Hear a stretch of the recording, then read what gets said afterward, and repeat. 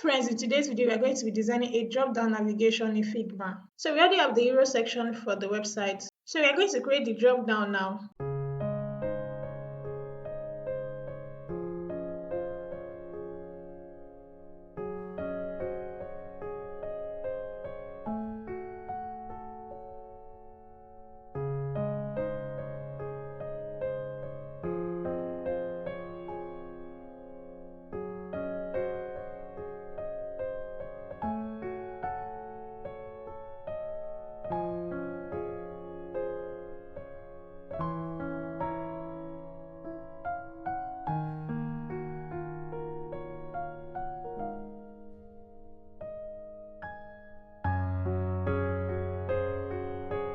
So we are done with the drop-down. And if you need a tutorial on how to use auto layout, I have a video on the channel that explains how to use auto layout.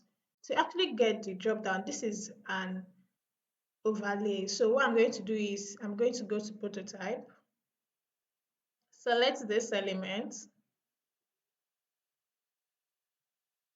and make it be on click. It doesn't navigate, it just open an overlay that can be closed if you click outside. And I'm not going to add background. Yeah, so and it's going to be manual. So this is where the trick is. You select manual and it's going to bring you like a prototype of how it's going to look.